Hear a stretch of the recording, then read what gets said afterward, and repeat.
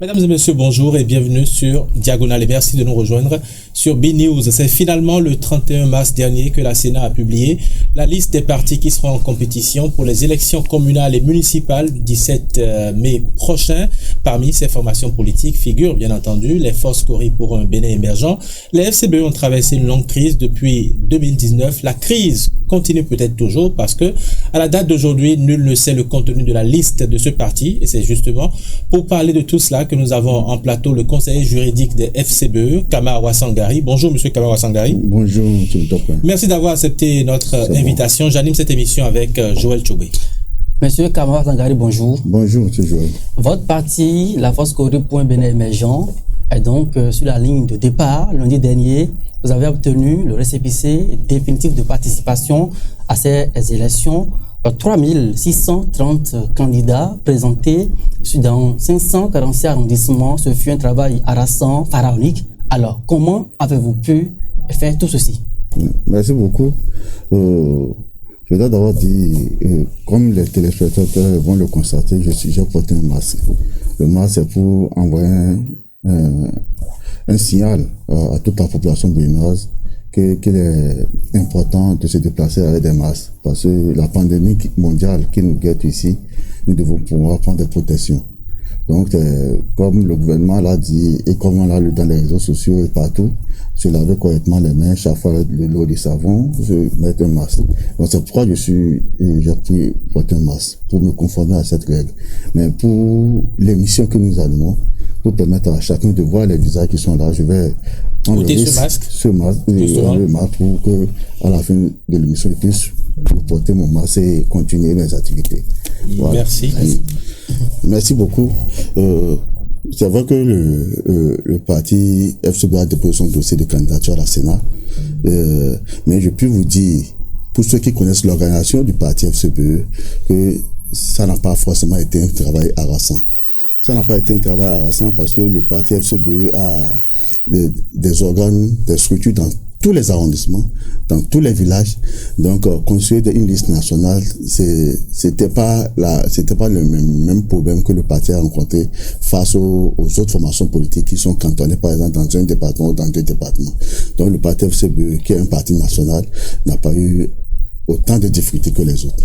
Alors, quel a été le processus de constitution de ces listes? Est-ce que vous avez eu recours à des cellules de base dans les quartiers, dans les arrondissements, afin de constituer ces listes? En bref, est-ce que le processus a été participatif? Oui, vous savez, je le disais tantôt, la structuration même du parti FCBE, c'est les décisions émanent de la base. Donc, pour construire notre liste, c'est que les candidatures doivent quitter au niveau des villages, les villages remonter au niveau des arrondissements dans les communes au niveau de la circonscription électorale et de la circonscription électorale venir au niveau de la commission nationale de candidature qui est un organe national qui est chargé de récupérer les dossiers et de faire la liste unique. Parce que comme vous le savez, le code électoral sur lequel nous allons à ces élections fait l'obligation de que chaque parti puisse présenter une liste nationale. Donc, ce qui fait que chaque dossier pris au niveau de la base est convoyé au niveau du sommet. Mais le traitement fait à ces dossiers qui ont quitté la base au niveau du sommet reste un autre problème. Alors, vous dites que vous n'avez pas eu beaucoup de problèmes pour pouvoir confectionner ces listes. On sait quand même que depuis 2019, à ce jour, il y a beaucoup de militants, beaucoup de coordonnateurs FCBE qui vous ont quitté. Comment est-ce que ces trous ont été comblés? Non, je disais tout à l'heure que le parti FCBE est un parti national. La plupart des militants, des leaders dont vous faites allusion, sont venus trouver cette base. Certains, on a connu certains comme leaders parce que le président Yahya Boni, le président d'honneur du parti FCBE, quand il était au pouvoir, a nommé certains ministres de la République, d'autres directeurs généraux de société, d'autres ont eu la chance d'utiliser le parti FCBE pour être nommé député. Donc, ils sont venus trouver la base. Et cette base est toujours fidèle au président d'honneur du parti, le président Yahya Boni. Donc, s'ils sont partis seuls. Donc, cette base est restée intacte.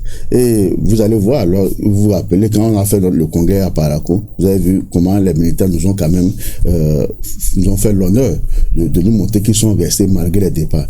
Donc, construire des dossiers au niveau de la base n'a pas forcément été un problème.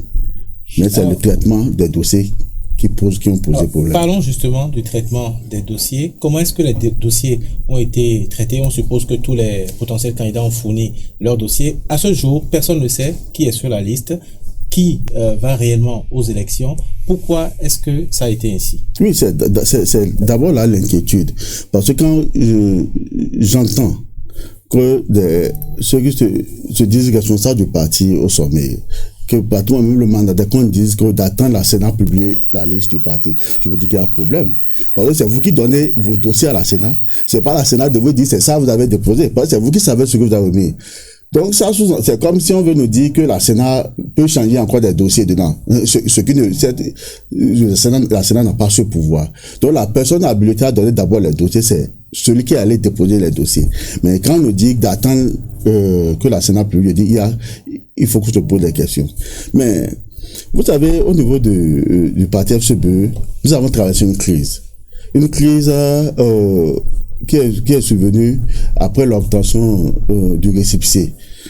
Mais il faut qu'on le rappelle, le parti FCBE n'avait pas de problème dans sa procédure de mise en conformité.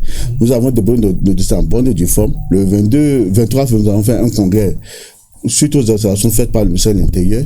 Donc, on s'attendait à ce que le ministère nous délivre le récépissé. 2 mois après, comme la loi exige, on n'a pas eu le récépissé. Et c'est pratiquement 5 mois après que le ministère nous fait d'autres observations pour dire, faites ci, faites ça, vous aurez votre récépissé. Donc, toutes les réunions du bureau politique, on a dit non. Mais grande a été notre surprise de constater que un groupuscule est allé faire les régler se conformer aux agents de ce ministère. Et chose curieuse, c'est les dossiers déposés depuis le 31 décembre 2018 sur la base d'une mise en conformité ce sont ces dossiers qui ont servi à donner un récépissé de création du parti. C'est pour dire que le ministère aussi savait que le parti FCBE était à jour, et comme notre récépissé avait été gardé, donc il fallait trouver un mécanisme pour nous les retourner. Donc nous avons condamné la manière utilisée pour avoir ce récépissé, mais le récépissé était notre dû. Donc c'est cette manière utilisée par certains camarades que nous avons condamné, et ça a créé une crise. C'est une crise que le président d'honneur du parti, le président Yahya Boni, quand il est arrivé à la veille de la nouvelle année, a voulu quand même réconcilier toutes les parties. Parce que comme vous le savez, le président Yahya Boni aime avoir tous ses fils. Je dis fils, tous ceux qui le soutiennent à ses côtés. Donc c'est dans cette optique qu'il est venu il a engagé une médiation. C'est grâce au président d'honneur du parti qu'on a pu enfin nous retrouver ensemble pour que chacun puisse dire ce qu'il a condamné. Et il faut le reconnaître. Au cours des discussions, ils ont reconnu que ce qu'ils ont fait, que c'est pas normal, mais qu'ils l'ont fait pour les militants. Mais comme nous disons, on ne fait pas le bonheur de quelqu'un contre sa volonté. Et nous disons, si RE a pu obtenir son récépissé en janvier, si mes souvenirs sont bons, c'est-à-dire on n'avait pas besoin d'avoir ce récépissé en septembre qui nous a conduit encore à un dialogue politique exclusif. On peut aussi avoir notre récépissé en décembre ou en janvier pour permettre aux militants d'aller aux élections comme ça. Donc l'obtention de récépissé n'était pas un espoir. Donc voilà, nous avons traversé cette crise et malgré l'arrivée du président d'honneur, qui a commandé la médiation, on a senti que certains jouaient un jeu qui n'était pas clair. Mais malgré ça, on s'est dit il faut permettre aux militants d'aller aux élections. Et c'est comme ça, quand plusieurs personnes nous ont appelés pour dire allez d'abord aux élections, le reste va être réglé après. Nous avons accepté, nous assons ensemble, construit une liste. Et c'est ce qui a créé la création du comité national de candidature, qui devait au dernier moment connaître de tous les positionnements faits au niveau des arrondissements. Mais le comité, à cette différentes rencontres, avait toujours soulevé le problème de la présentation des listes par commune pour que, comme on s'est entendu, on puisse les régler. Mais qu'est-ce qu'on a remarqué, c'est que on nous a toujours dit que on faisait les saisies des noms des candidats, et que le dernier jour, cette liste va être tirée et permettre à tous les membres du comité de prendre connaissance arrondissement par arrondissement pour qu'on puisse voir ce qu'il faut corriger. Mais je peux vous dire, j'ai encore l'invitation dans mon portable où le comité a été invité le dernier jour à 8h. On était là à 8h, mais les premiers responsables mais n'étaient pas arrivés en ce moment. Vous parlez de M. Paul Rompert, le Théophile Yarou, le ministre Théophile Yarou. et consorts, comme on a l'habitude de le dire, mais ils sont venus bien après. Et quand ils sont venus, ils ont refusé qu'on imprime cette liste pour que le comité national puisse valider. Vous voulez dire que il n'y a que 4 personnes ou 3 personnes qui maîtrisent réellement le contenu de la liste aujourd'hui des FCBE, la liste qui est déposée au niveau de la Sénat. Oui, je peux vous dire, quand vous prenez M. Paul Humpé, le Premier ministre Yao Théophile, le mandataire Garba Yaya, et aussi l'informatisation qu'ils ont recruté. Ils sont 4 à connaître qui connaissent la preuve, malgré que l'UPB avait publié leur liste, aucune liste de FCB n'avait circulé. Il a fallu que la Sénat dise que le FCB est qualifié pour avoir son objet définitif, que le lendemain, on a vu une liste circuler. Mais avec le tollé que ça a créé, on a senti que eux-mêmes nous ont dit non, attendons la publication par la Sénat. Et c'est là que je dis qu'il y a un point qui se pose. Parce que c'est pas la Sénat qui a présenté une liste. C'est le parti qui a présenté une liste. Et si on dit c'est en ce moment que une liste sort avec les noms de plusieurs personnes qui ont déposé leur dossier, c'est que cette liste émane sûrement de ceux qui avaient la possibilité d'avoir le fichier. Essayez de nous expliquer un peu. Est-ce que les responsables du parti à divers niveaux, je veux parler de Nouréni Adjad et Eugène Anatassou, Alassane Tigri et consorts, est-ce qu'il y a eu un comité pour se prononcer sur les différents positionnements? Ou alors, est-ce que les dossiers ont été simplement fournis et on a laissé le soin à Paul Humpé et à M. Yahou de préparer la liste? Non. Vous savez, la procédure au niveau du parti FCBE, c'est que tout se fait au niveau de la base. Même les positionnements se font au niveau de la base. En principe, quand ça quitte la base et ça vient au sommet, le sommet n'a pas le droit de modifier. Parce que c'est ceux qui sont à la base qui connaissent les militants à la base et qui savent que c'est ce positionnement qui va permettre à la liste de faire le massement du score pendant les élections. Donc c'est des zones où la base, il y a eu des problèmes qu'on remonte au niveau si c'est au niveau du village, on remonte au niveau de l'arrondissement, si c'est au niveau du village dans l'arrondissement, et si on vient au niveau de la commune, avant d'arriver au niveau de la circonscription électorale, et quand ils ne sont pas entendus, ça vient maintenant au niveau du sommet. Mais qu'est-ce qu'on a remarqué? Des listes qui n'ont pas connu de problème au niveau de la base ont subi des modifications profondes quand la liste qui a fuité. Quand vous avez eu connaissance de la liste qui a fuité. Quand on a eu connaissance de la liste. Or, nous ne devons pas avoir. Je fais partie de ce comité national de candidature. Je ne devais pas avoir la liste au moment où ça a fuité. Parce qu'en tant que membre de ce comité, comme on s'est dit, le dernier jour, on devait imprimer tous les dossiers, on devait vérifier commune par commune, arrondissement par arrondissement, pour s'assurer qu'il n'y a pas de problème. Alors, quand on regarde, par exemple, quand on revient toujours à la composition de cette liste, vous avez dit qu'il y a un comité qui a travaillé, le sommet ne pouvait plus rien faire. Quelle a été alors la participation de Boni Yayi? Est-ce que le président Boni Yayi aujourd'hui maîtrise véritablement le travail qui a été fait? Je dis le président Yayi Boni, président d'honneur du parti FCBE, n'a aucune idée de ce qui a été fait, de ce qui a été déposé au niveau de la Sénat. Il n'a pas pris connaissance de ce qui a été fait. Et même nous qui pouvons lui rendre compte, on n'a pas eu connaissance. Il a fallu que, comme tout le monde au niveau des réseaux sociaux, de constater une liste estampillée FCBE qui a circulé. Il faut dire que le président Yayi Boni est très occupé face à la pandémie qui sévit actuellement. Et il aurait voulu qu'on puisse concentrer nos énergies à trouver des mécanismes pour pouvoir régler cette crise. Donc, vous allez le constater dans sa page Facebook il a fait plusieurs propositions. Certains États, on ne connaît pas mettre en application ces propositions. Et il est concentré pour ça. Donc, il souhaiterait quand même que les militants ne puissent pas quand même souffrir de cette pandémie. Mais malgré ça, nous avons l'obligation de lui rendre compte à chaque étape. Parce qu'on ne le veuille pas, c'est notre président d'honneur. C'est le créateur du parti FCBE. C'est lui le symbole même du courrier. C'est avec ça, il est allé aux élections en 2006. C'est pas avec ça, on l'a connu. Mais on devait quand même avoir la délicatesse de lui dire voilà ce qui a été fait. Mais ça n'a pas été le cas. Alors, monsieur Kamara Vangari, aujourd'hui, vous dites que Boni Yayi a gardé une position médiane dans la crise qui a déchiré le parti FCBE. Visiblement, il a été tenu à l'écart dans la confession d'Alit. Alors, quels sont aujourd'hui les rapports entre Boni Yayi et Paul Humpé? Bon, en termes de rapports, ce dont je sais, j'ai la confirmation. La dernière communication du président Boni Yayi avec Paul Longpère c'était depuis le 12 janvier. 12 janvier, quand il était question à ce que M. Paul Longpère vienne signer les documents non authentifiés qu'on lui a remis lors d'une séance de réconciliation. Alors, il faut le reconnaître, les statuts et règlements intérieurs déposés au président d'honneur n'était pas signé. Donc il a appelé le ministre Yaro Théophile et l'honneur Amadou Sefou qui sont venus signer. Le troisième mandataire qu'ils avaient dit c'était Paul Longpère. On l'a appelé pour venir signer. Mais depuis ce moment, il n'a jamais mis pied. Il n'a plus mis pied au domicile du président Yayi. Donc c'est pour dire, voilà, depuis ce moment, il n'est pas rentré en contact avec le président parce que visiblement, il savait que ce qui était remis au président n'était pas c'était de faux, donc il ne fallait pas qu'il vienne signer. Donc voilà ce que je peux dire à ce moment. Mais il faut aussi dire, il y a beaucoup de faits. Comme à la demande de tous les militants, on a sollicité le président Yayi pour plus venir accompagner la liste.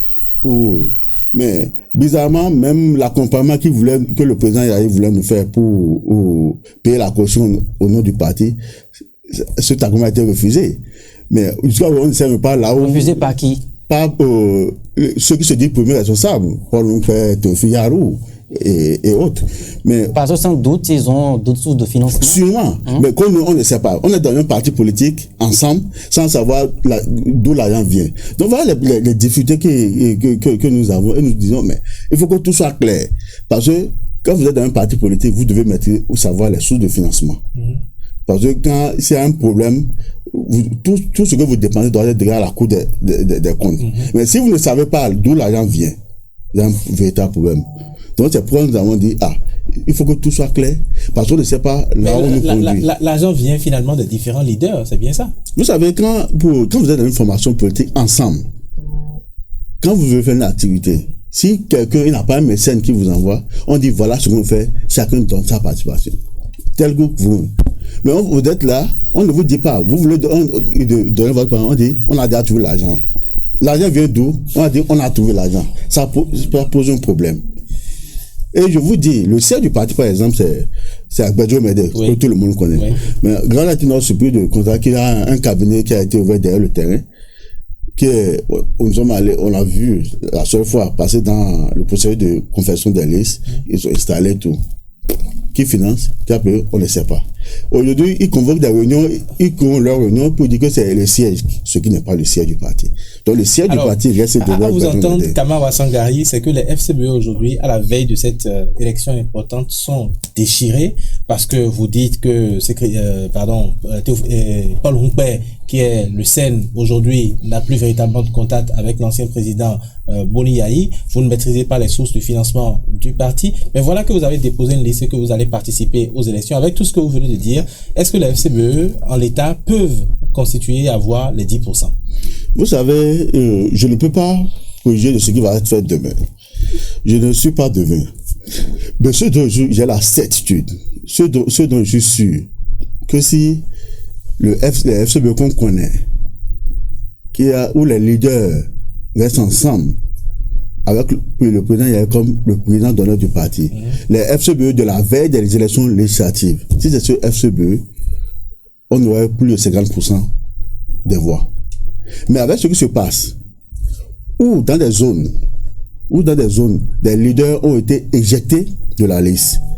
Je parle de la liste qui a été publiée sur les réseaux sociaux, où des leaders ont été éjectés, ou à défaut d'être éjectés, les leaders ceux qui faisaient le travail depuis, on les déplace de la tête de liste pour les amener en dernière position. Une chose est sûre, on ne peut pas faire le score comme si on était ensemble. Alors, est-ce que avec ces escarmouches, ces prises de bec internes au FCBE aujourd'hui, est-ce que tout ceci préfigure d'un déchirement sur le terrain au risque donc d'hypothéquer même les chances pour les forces de point émergents d'avoir tout au moins les 10%? Parce que je vous le rappelle, si vous ratez ces élections, vous n'avez pas donc les 16 mai, vous n'avez pas de possibilité de présenter des candidats en 2020-21, à l'AID, pour la présidentielle. Non, ça c'est vous qui le dites. Moi, je suis très croyant. Et je ne juge pas de ce qui va être fait demain. Comme je l'ai dit, on n'a jamais su par exemple que qu'une pandémie allait venir, le coronavirus, pour mettre des États dits développés à genoux aujourd'hui. Aujourd'hui, il y a des villes qui sont totalement fermées. Oui. Il fallait, même s'ils avaient prévu que je fais, demain, ils ne peuvent plus le faire parce que tout le monde est en confinement. Donc, quand je vois ces signes de Dieu, rien ne me dit que une situation peut arriver également où le président de la République demandait, comme il a l'habitude de le faire, réviser-moi la constitution, enlever le système de parrainage. Tout est possible. Donc, on ne peut pas dire parce que ils ont mis parrainage que FCE n'y a pas. Je dis, vous voyez, le Bénin est un pays formidable où, qu'on le veuille ou pas, on va trouver toujours une solution pour régler les différentes crises. Mais le combat que nous devons faire maintenant, le combat que nous sommes appelés à faire, c'est la restauration de la démocratie. Parce qu'un pays démocrate ne met pas des dispositions exclusives. Mais si nous disons, c'est ce qui est fait, donc croisons les bras, on va croiser, comme certains le disent, on va accepter d'être ligotés et vont nous conduire là où on ne veut pas. Je reprécise le fond de ma question. Est-ce que lorsque les campagnes seront donc lancées, est-ce qu'on risque d'assister à des guerres entre FCBE sur le terrain aujourd'hui au Bénin? Non, on ne va pas assister à des guerres. Vous savez, je prends un exemple. La commune de Kéroux, où je milite beaucoup, au moment de la crise, avant qu'on ne se réconcilie, ils ont essayé d'avoir des dossiers au niveau de Kéroux, mais ils n'ont pas pu sortir un seul dossier. Ça veut dire que les dossiers qui sont venus de Kéroux, par exemple, c'est des dossiers qui ont été... Vous êtes sûr qu'il n'y aura pas d'autres dossiers? Non, il y avait la liste qu'ils ont publiée. Mais ce qui a été constaté, c'est les modifications et les positionnements. Où le positionnement qui a été fait au niveau de la base n'a pas été respecté. Même à Indalé, je prends un arrondissement également, de trucs là, même chose. Il y a des arrondissements où les positionnements qui ont été faits au niveau de la base, ce ne sont pas ces positionnements qui sont respectés. Mais par contre, il y a des communes où ils ont mis carrément de côté les structures de base du parti pour prendre des personnes qui n'étaient pas, qui n'ont jamais été, qui peut-être il y a 2 jours étaient encore au niveau des blocs. À ce niveau, je ne peux pas savoir ce qui va se passer. Vous voulez dire qu'il y a beaucoup de personnes sur la liste FCBE aujourd'hui qui proviennent des blocs républicains et d'autres partis politiques, c'est ça? Beaucoup qui sont dans la liste que nous n'avons jamais vu militer au sein du parti FCBE. Donc je prends dans la zone du Zou, la zone de Zakota, où le noir non pas Zatazo, l'honorable Alagbé. L'honorable Alagbé qui est une figure de proue des députés de la minorité qui ont fait le combat de la révision de la Constitution, qui a été mis de côté, où les coordonnateurs de circonscription et les coordonnateurs de notre circonscription électorale ont été mis de côté. Et c'est des gens qui ne sont dans aucune structure du parti qui ont confectionné la liste. Et c'est cette liste qui est sortie. Je prends le cas de Cotonou, le 13e arrondissement où l'honneur Adjovi, où c'est l'arrondissement de l'honneur Adjovi. Mais le nom de l'honneur Adjovi a été purement et simplement retiré. Quand je prends un autre arrondissement au niveau de la 15e circonscription électorale, le coordinateur de la coordination, c'est M. Soudo. Mais Soudo, qui devait conduire la liste, s'est retrouvé en 4e position. Mais c'est vrai qu'ils nous disent que c'est une liste provisoire. Mais je doute fort que, avec les noms que je vois et les manipulations qui ont été faites, que ce ne soit pas la véritable liste. Parce que c'est pas la Sénat qui vous impose une liste. C'est vous qui envoyez des listes à la Sénat. Donc, quand on nous dit que c'est pas la liste, on va voir. Est-ce que vous-même vous êtes candidat? Non, moi je ne suis pas candidat. Je ne suis pas candidat. On va aborder ce volet tout à l'heure, voir qui est-ce que vous soutenez effectivement, qu'est-ce que vous allez soutenir dans le cadre de ces élections. Mais quand on revoit un peu tout ce que vous avez dit, qui commande aujourd'hui les FCBE? Comment est-ce que vous allez battre véritablement campagne sur le terrain? Vous avez près de 3000 et quelques candidats. Les candidats vont suivre qui? Qui commande FCBE? Au niveau de FCBE, ce sont les militants qui ont le dernier mot. Les militants ne donnent pas des ordres? Non, les militants donnent les ordres. C'est eux qui ont porté leur choix le jour des urnes.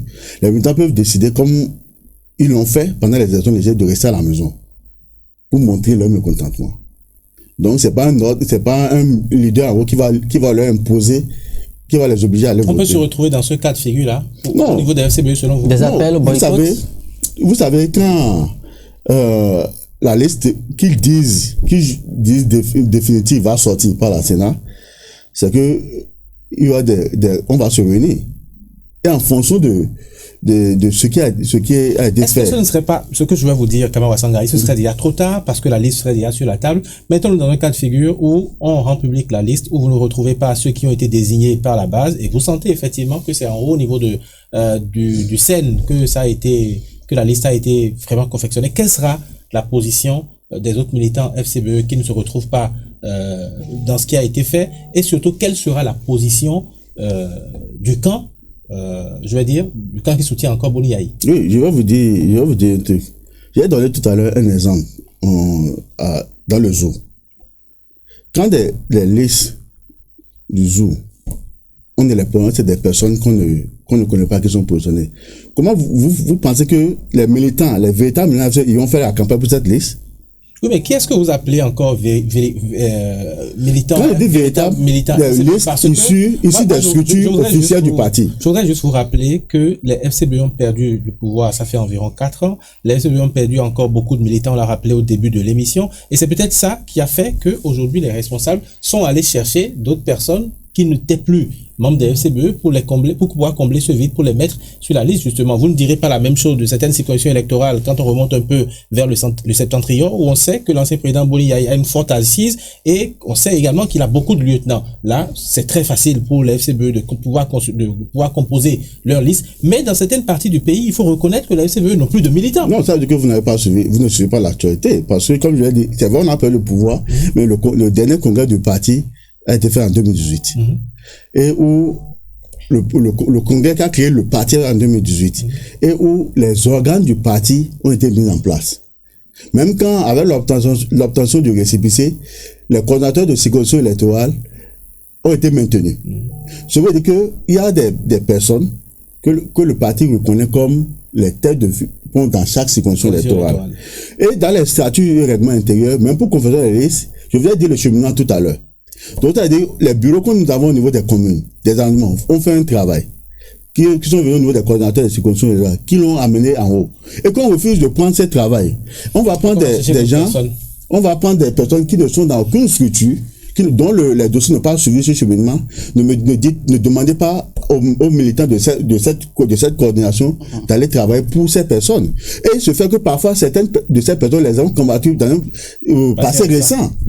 Donc voilà, dans cette situation, ce qui va arriver. Mais il faut le reconnaître aussi qu'il y a des zones où peut-être il n'y a pas eu de mouvement et les militants vont dire, de toute façon, c'est nous, ils vont sortir voter. Parce que comme je l'ai dit, FCBE est dans tous les villages. Et les gens ont manifesté le désir de voter pour FCBE. Donc c'est ce que les gens m'ont dit, pour marquer le coup à l'ennemi, on va voter. Mais ne demandez pas à ceux qui ont été éjectés d'aller travailler pour des personnes qui peut-être au lendemain du vote vont rejoindre notre camp. Alors, avant de progresser dans cette émission, vous allez répondre par oui ou non. Est-ce que Boni Yayi accompagne le processus ou Boni Yayi est contre le processus? Non, je ne peux pas répondre par oui ou non. Parce que vous avez dit Boni Yayi. Si c'est Boni Yayi, c'est comme si je voulais parler au nom de Boni Yayi. Le président Boni Yayi va parler. Il va parler bientôt, il va parler. Et il va dire ce qu'il prend du processus. Parce qu'on ne le veuille pas, tous les militants disent qu'ils veulent l'entendre. Et il va s'exprimer. D'accord. Alors, est-ce que vous êtes candidat? Je vous posais la question il y a un instant. Ou est-ce que vous soutenez un candidat dans votre circonscription électorale? Non, je ne suis pas candidat. Mais je soutiens, j'ai toujours soutenu la liste FCBE qui émane de ma commune. C'est nos militants qui sont là. Même si notre liste a connu de manipulation. Parce que chose bizarre, c'est là où on se pose encore des questions, vous me permettez. C'est que quand les députés de la minorité parlementaire qui ont lutté contre la révision de la Constitution, eux qui ont décidé de se porter candidat, chose bizarre, c'est que quand ils n'ont pas soutenu le camp Oumpe, c'est que ces députés, soit on les retire, ou soit on les met en dernière position. C'est-à-dire que l'exclusion qu'on disait que Talon nous faisait, c'est cette exclusion que certains ont fait à notre procès. Mais on se demande où sont allés trouver cette... Est-ce que vous ne vous dites pas que c'est la question de leadership, par exemple? Non, il ne peut pas avoir une question de leadership parce qu'on ne peut pas venir faire campagne à Kérou. On connaît les leaders de Kérou. Je ne venais pas, par exemple, à Bembleke dire que je veux faire campagne. Je ne suis pas de BMK. Tu ne peux pas venir jouer pour un leadership avec quelqu'un dans sa zone. Chaque zone a ses leaders. S'il n'a pas eu de point au niveau de ses leaders, on ne peut pas me dire qu'il y a un point de leadership. Mais que quelqu'un quitte un autre... Quels sont ces députés de la minorité dont vous parlez qui ont été renvoyés complètement en bas au niveau des listes? Non, j'ai donné tout à l'heure le nom de lui n'a même pas été renvoyé, il a été retiré. Quand vous allez prendre la liste, vous connaissez tous les députés pour qu'on ne puisse pas les citer. Vous allez voir si vous allez voir le nom d'un député, vous allez voir à quelle position ils l'ont mis. Alors, nous sommes pratiquement au terme de cette émission. Je vais vous demander de nous entretenir rapidement sur votre conception de la décentralisation et ça sera en même temps votre conclusion. Oui, mais vous savez, je peux dire que c'est la forme de gouvernance formidable qui a commencé depuis les élections en 2002, les premières élections, au temps du général Mathieu Kérékou, qu'il fallait quand même permettre à la population en bas de participer aux élections ou au processus de développement de leur localité. Parce que avant, on savait qu'on avait des sous-préfets qui mettaient la politique de l'État central, qui se comportaient comme des gendarmes parfois. Mais avec cette forme avec la décentralisation, c'est que c'est les communautés à la base qui disent voilà ce qui est bon pour nous. Et donc c'était bien. Et vous allez remarquer qu'avec l'avènement en 2006 du président Yahya Boni, ils ont beaucoup mis des moyens au niveau de ces communes. Plusieurs milliards pour permettre, et vous allez voir que des 10 ans de président Yahya, il y a eu beaucoup de construction d'écoles initiées par les mairies, beaucoup d'activités génératives initiées par ces mairies. C'est vrai, c'est sur accompagnement de l'État central. Donc ça veut dire que c'est au moins chaque commune, c'est que voilà mes enfants qui sont à la tête, c'est eux qui s'occupent. Si ça ne va pas, c'est eux les premiers responsables. Si ça va, voilà mes enfants, parce qu'on le veuille, on est mieux servi que par soi-même. Donc je pense que c'est la forme là qui puisse nous permettre de favoriser le développement de nos localités. On va forcément trouver un mécanisme pour renforcer ce processus et renforcer le fonds FADEC que le président Yahya Boni avait initié. Il faut qu'aujourd'hui la commune ait plus de moyens et que ce qui est dévolé aux communes, qu'on donne ça aux communes, l'asphaltage et autres qu'on nous voit, ça c'est pas le travail de l'État central, c'est les communes qui doivent le faire. Donc il faut qu'on permette aux communes de véritablement travailler. Comme ça, les gens verront ce que les fils qu'ils ont envoyés pour gérer la cité, voilà ce qu'ils font. Donc il faut qu'on puisse cadrer, leur dire voilà ce que... C'est bien entendu, il faut quand même avoir un regard sur la gestion des ressources qu'on mettra à leur niveau, pour que ça ne soit pas également un nid de corruption et autres. Donc voilà, il faut quand même donner plein pouvoir aux communes et c'est la meilleure façon pour nous de nous développer. Merci à vous, Monsieur Kama Wassangari. Je rappelle que vous êtes conseiller juridique du parti Poskori.Bénin Émergent. Vous voulez placer? Oui. Comme c'est le mot de fin, je tiens d'abord à remercier tous les militants du parti FCBE. Et je veux rappeler quand même, avec la pandémie qui nous guette, qu'il ne faudrait pas qu'on oublie que c'est vraiment une pandémie et qu'on puisse prendre les mesures de précaution. C'est très important, c'est parce que c'est quand on a envie qu'on fait la lutte. Donc, et c'est quand on a envie qu'on développe sa cité. Il ne faudrait pas que d'ici là, qu'on puisse avoir des pics comme dans les autres États-Unis, Chine et autres, et Italie. Il faut qu'on puisse vraiment nous préserver pour que d'ici là, qu'on dise que le Bénin est le pays qui a eu le moins de souffrance. Donc, aux militants, je leur demande de rester serein, que d'ici là, qu'on va attendre, comme ils l'ont toujours dit, la liste définitive, quand ça va sortir par la Sénat, on va toujours entrer en contact avec eux parce qu'on n'a pas abandonné. Et de toute façon, nous n'allons jamais baisser la garde, nous allons lutter pour la restauration de la démocratie parce que nous sommes membres de la résistance. Merci. Encore une fois, j'ai un temps comme merci. Et c'est sur ce message de sensibilisation que nous mettons un terme à cette émission. Surtout, n'oubliez pas de respecter les règles barrières contre le Covid-19. À très vite. Merci.